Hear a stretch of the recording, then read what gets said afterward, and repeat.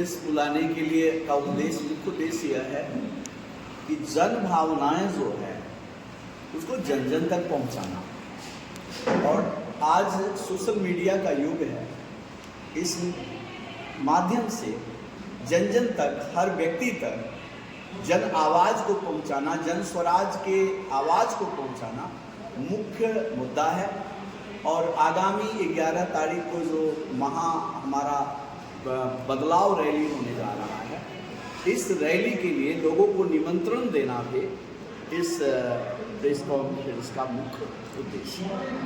Sir, अब rally के लिए क्या क्या तैयारियां जन स्वराज की तरफ से हो रही है? जी, जो युवा समाज रैली की बात कर रहे हैं, तो उस रैली के लिए क्या क्या तैयारी जन स्वराज की तरफ से हो रही है? तैयारी यही है कि हर गांव से और हर उस सुदूर क्षेत्र से लोगों को पटना लाया जाए। उसके लिए हमने छोटी छोटी गाड़ियों की व्यवस्था की है, टेम्पू की व्यवस्था की है, और हज़ारों की तादाद में टेम्पू से या और माध्यम से, रेल से या अन्य जो है सो माध्यम है, उसके माध्यम के द्वारा जो है हम पटना लोगों को पहुंचाने का काम करने जा रहे हैं।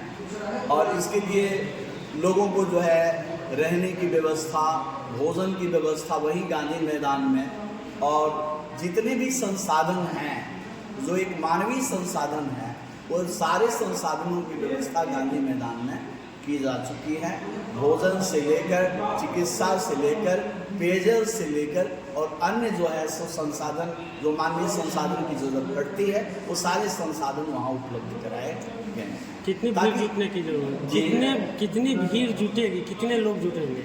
इस बार तो हमारा लक्ष्य है कि जो गांधी मैदान है, जो एक बार 1974 के जो आंदोलन था, जो जयप्रकाश नारायण जी के आंदोलन, जिसमें पूरे गांधी मैदान ठचाठच भर चुका था, वैसे ही अपार भीड़ जो है उसकी संभावना हमारी है, और उसमें हम सफल भी रहेंगे, क्योंकि जन स्वराज से लोगों की इच्छा जगी है। एक नया विकल्प के रूप में लोग तलाश रहे थे। वर्षों से स्थिति ऐसी थी कि लोग राजद के डर से बीजेपी को वोट कर रहे थे, और बीजेपी के वोट डर से लोग राजद को वोट कर रहे थे। उन लोगों को नया विकल्प मिला है, और नए जोश खरोश के साथ जो है वो गांधी मैदान में आएंगे, ऐसी संभावना है और ऐसी हमारे पास है। सर, अभी हाल फिलहाल में वक्फ बिल पर भी वक्फ बिल पे अभी पास हुआ है, राज्यसभा लोकसभा दोनों जगह से पास हो गया। आपकी पार्टी का और आपका क्या राय है इस पर? देखिए, मेरा यह कहना है कि जिसका जो अधिकार है उसे वो अधिकार मिलना चाहिए, किंतु उससे किसी दूसरे को वो अधिकार जब इतना प्रबल हो जाए कि उससे लोगों को कष्ट होने लगे, तो वो अधिकार जो है उसमें संशोधन की ज़रूरत है। अब सरकार इस व्यवस्था को देखेगी, और मैं तो यही कहता हूँ कि मुसलमानों के किसी भी भावना का जो है अगर आहत होता है तो उस पर विचारणीय प्रश्न। वक्फ बिल मुसलमानों का कोई ऐसा तो है नहीं, वो तो एक ट्रस्ट है। वक्फ जो है वो ट्रस्ट है, तो उससे मुसलमानों का क्या मतलब? ठीक है, वो मुसलमानों के हित के लिए ही बनाया गया था, ताकि उसके जो भी गरीब मुसलमान हैं उन लोगों को उसकी भलाई हो सके, उसको आगे बढ़ाया जा सके। लेकिन जब नहीं हुआ तो सरकार को लगा कि नहीं, इसमें अमेंडमेंट करना चाहिए। उसका दुरुपयोग भी होने लगा था, उसका दुरुपयोग होने लगा, इसीलिए जो है उसमें संशोधन किया गया है। और बाकी जो है सो क्या मुद्दा है उस पर हमने ध्यान नहीं दिया है। इससे क्या हम लोग यही माने कि जन स्वराज का भी समर्थन है वक्फ बिल अमेंडमेंट को लेकर? जी नहीं, ऐसा मैं नहीं कहता, ये बड़े नेता तय करेंगे। मैं बहुत छोटा सा सेवक हूँ, और मैं बड़े मुद्दों पर अपने विचार को नहीं रख सकता। इस पर हमारे नेता ही तय करेंगे क्या उनका। चलिए, ठीक है। सर का परिचय? मेरा नाम निर्मल मिश्रा हुआ, और मैं स्वभाव से कवि भी हूँ, साहित्यकार हूँ और शिक्षक भी हूँ। सोनी उर्फ चिंटू जी, मनेर विधानसभा से आप प्रत्याशी के रूप में जन स्वराज से दिखे जा रहे हैं। किस एजेंडे पर मनेर विधानसभा में चुनाव लड़ेंगे? क्योंकि यहाँ के दिग्गज नेताओं का कहीं ना कहीं दबदबा पहले से ही बना हुआ है। ऐसा लोगों को मानना है, लोग मुझे प्रत्याशी के रूप में देख रहे हैं मेरे कार्य के आधार पे। बाकी इसके लिए पार्टी तय करेगी कौन प्रत्याशी के रूप में आ रहे हैं। क्या मतलब लग रहा है आपके द्वारा कौन सा कार्य किया गया मनेर विधानसभा को बहुत उन्नति की ओर ले जा रहा है? गांव-गांव, पंचायत जाकर जो वर्तमान हमारी सत्ता और व्यवस्था है उनमें बदलाव करने की आवश्यकता है। और किन कारणों से आज हमारा समाज लोग पीछे हैं, मैं उनको उस चीज़ के प्रति अवेयर कर रहा हूँ गांव-गांव जाकर। मैं ये बता रहा हूँ कि आपके वोट में ही वो ताकत है जो आप किसी को राजा बना सकते हैं और चाहें तो उनको उस कुर्सी से हटा सकते हैं। मैं उनको उनके वोट की ताकत के बारे में बता रहा हूँ। मैं ये उनको बता रहा हूँ कि इस बार जो आप वोट करें तो वोट किसी नेता का चेहरा देख के नहीं, अपने बच्चों का चेहरा देख के करें। इस बार जो आप वोट करें तो वोट अपने बच्चों की अच्छी शिक्षा के लिए करें और जो बच्चे शिक्षित हो गए उनकी रोजी रोजगार के लिए करें। क्या लगता है कि बिहार में जन सुराज की अगर सीट कम आती है तो किसी पार्टी से गठबंधन करके सरकार बनाने में कितना अहम सक्षम है?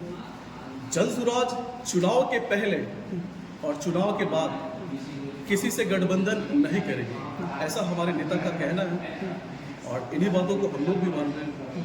क्या लगता है कि 2025 में बिहार विधानसभा चुनाव में जन सुराज कितने सीटों पर चुनाव लड़ेगा? ये 108,000% फैक्ट है।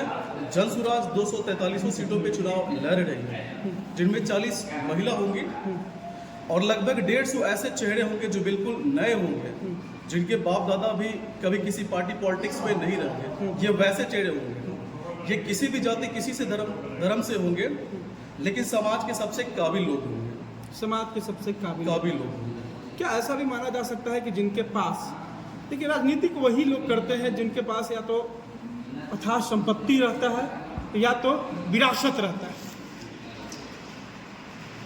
जब से मैं राजनीति को देख रहा हूँ, महसूस कर रहा हूँ और जब से मैंने अपना होश संभाला है, मैं भी यही देखता आ रहा हूँ कि जिनके पास पावर है, जो पैसे वाले हैं, बाहुबली लोग हैं, वो सत्ता में है, राजनीति में है। जन सुराज जस्ट उसका अपोजिट है। इस पार्टी में ऐसा बिल्कुल नहीं है कि आप पैसों के दम पे आपको टिकट मिल जाए, यह बिल्कुल नहीं है। जो कार्य करने वाले लोग हैं, जिनकी सामाजिक पहचान है, जो बेदाग हैं, जनता जिनको चाहती है, वैसे भी चेहरे जो कई वर्षों से लगे हुए हैं, एक अच्छी छवि है, लोग भी चाहते हैं कि इनको आना चाहिए। भले ही पैसे संसाधन से कमजोर है, तो जन सुराज उन चेहरों को भी आगे लाने का कार्य कर रही है। क्या लगता है कि क्या संदेश देना चाहेंगे आप 11 तारीख को जो सम्मेलन होने वाला है गांधी मैदान में लेकर? जितने भी बिहारी हैं जो चाहते हैं कि वर्तमान सत्ता और व्यवस्था से बदलाव होना चाहिए, जो लोग इन चीज़ों में बदलाव चाहते हैं, उन सभी से मैं अपील करना चाहूँगा कि 11 अप्रैल को गांधी मैदान ज़्यादा से ज़्यादा संख्या में बढ़ चढ़ के आए, ताकि ये समाज के पास मैसेज जाए या प्रशांत भैया के पास मैसेज जाए कि हाँ सच में यहाँ के लोग बदलाव चाहते हैं, वर्तमान सत्ता और व्यवस्था से नाखुश हैं लोग। बस यही बोलना चाहूँगा। चलिए, बहुत बहुत धन्यवाद आपका। 11 तारीख को जो पटना में रैली होने वाला है, उसका मुख्य एजेंडा क्या है? मुख्य एजेंडा है कि बिहार के जितने जो दलित, शोषित, वंचित, पीड़ित, बेरोजगार लोग हैं, उनको जन स्वराज की आवाज़ को जन जन तक पहुंचाने का।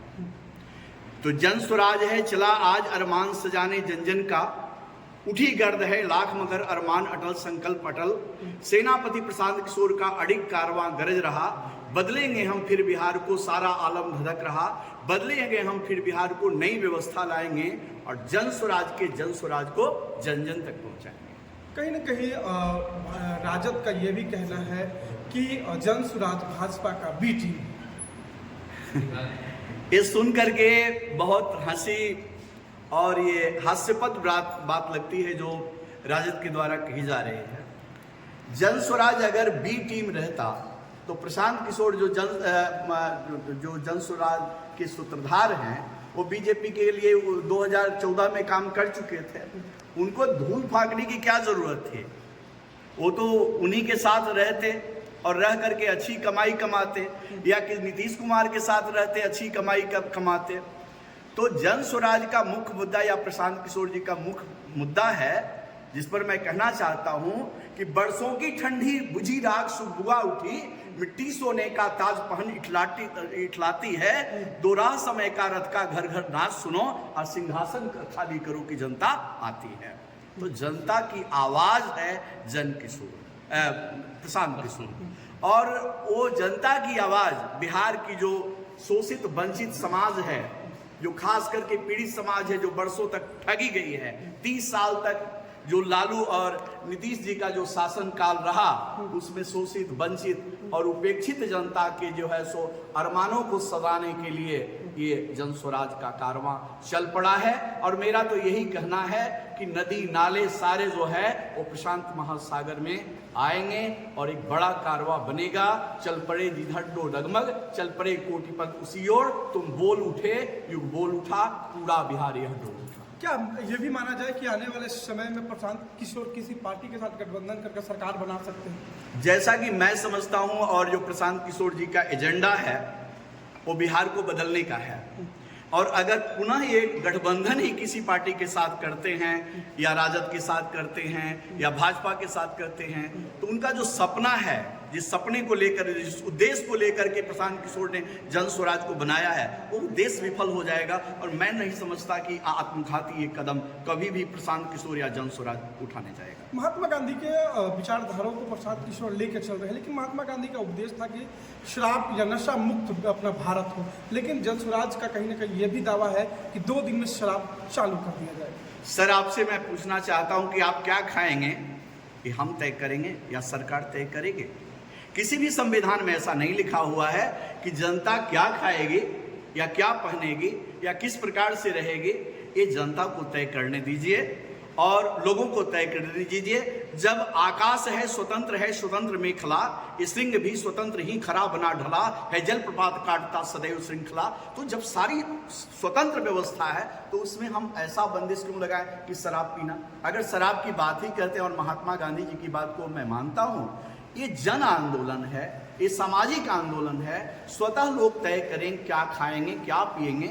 अगर शराब खराब है, बिल्कुल खराब है, इसे मैं भी मानता हूं और प्रशांत किशोर जी भी मानते हैं, किंतु जिस प्रकार से बंदिश सरकार ने लगाई है, आज अपराधी जितने बंद कारागारों में नहीं हैं, उससे ज़्यादा अपराधी जो शराब पीने वाले हैं। कल मैं एक वंचित समाज में गया था, वहाँ पर लोग कह रहे थे कि सर पावर शराब पी करके चलते हैं, पुलिस पकड़ लेती है, 5,000 10,000 रुपया हमसे ले लेती है। तो जरा सोचिए कि इस प्रकार की जो शराबबंदी है और जिस प्रकार की शराबबंदी को सरकार चला रही है कि घर घर में शराब, आप अभी खोजिएगा यहाँ पर जो ब्रांड खोजिएगा आपको यहाँ पर पहुँच जाएगा। तो शराबबंदी है कहाँ सर? और उससे जो बड़ा घोटाला जो हो रहा है, जो शराब माफिया लोग कर रहे हैं, या बड़े बड़े अधिकारी लोग कर रहे हैं, या प्रशासन में बैठे लोग कर रहे हैं, इससे जो है बड़ा राजस्व जो है 1500 या 2000 करोड़ का राजस्व है, उसे घाटा लग रहा है। और उससे जो जनता का कार्य है वो होना चाहिए था, जो माफियाओं के पास चला जा रहा है। इसी कारण से प्रशांत किशोर जी ने जो है ये शराब बंदी को हटाने का फैसला किया है, गांधी जी के नक्शे कदम पर। गांधी जी ये चाहते थे कि शराबबंदी हो, किंतु जन इच्छा से हो। आने वाले 25 सर पे जी, कितने सीटों पे जन स्वराज चुनाव लड़ेगी, किस एजेंडे पे लड़ेगी?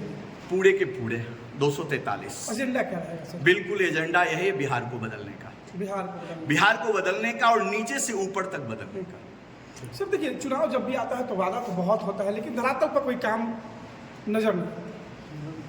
देखिए सर, मेरा जहां तक मानना है कि अब तक जितनी भी सरकारें थे, चाहे वो लालू प्रसाद यादव जी की सरकार हो, लालू प्रसाद जी की यादव जी की जो सरकार थी, जो व्यवस्था उन्हें मिला था, जो सामाजिक मानदंड उस समय था, उसको बदलने का काम लालू जी ने भी किया। सामाजिक विषमता को पाटने का काम किया, जनता को आवाज देने का काम किया, इसमें वो लालू जी विफल नहीं रहे। समाज को एकजुट करने का काम किया, इसमें भी विफल नहीं रहे। नीतीश जी को बिहार गड्ढे में मिला था, कोई व्यवस्था नहीं थी, उस व्यवस्था को लाने का भी काम नीतीश कुमार जी ने किया। ऐसा नहीं कहा जा सकता कि जो सरकारें वादा करती है वो नहीं करती है। नीतीश जी ने भी पानी लाने का काम किया, बिजली लाने का काम किया, सड़क लाने का काम किया, किंतु मुख्य जो मुद्दा था, खास करके जब बेरोजगारी की बात आती है और जब शिक्षा की बात आती है, तो ये दो मुद्दों में नीतीश सरकार भी विफल है। क्या- और ये दो मुद्दा जब तक सफल नहीं होता, बिहार का जो सुंदर स्वरूप है वो नहीं बच पाएगा। क्या आग्रह करना चाहेंगे हमारे व्यूवर्स जो हमारे चैनल को देख रहे हैं 11 तारीख को रैली को लेकर? मैं तमाम बिहार वासियों से आग्रह करना चाहूँगा कि जन स्वराज एक नई व्यवस्था को लाने के लिए चल पड़ा है, उसके साथ जुड़िए और बिहार की व्यवस्था परिवर्तन में हमारे हाथों को मजबूत कीजिए। ठीक, बहुत बहुत धन्यवाद आपका। धन्यवाद।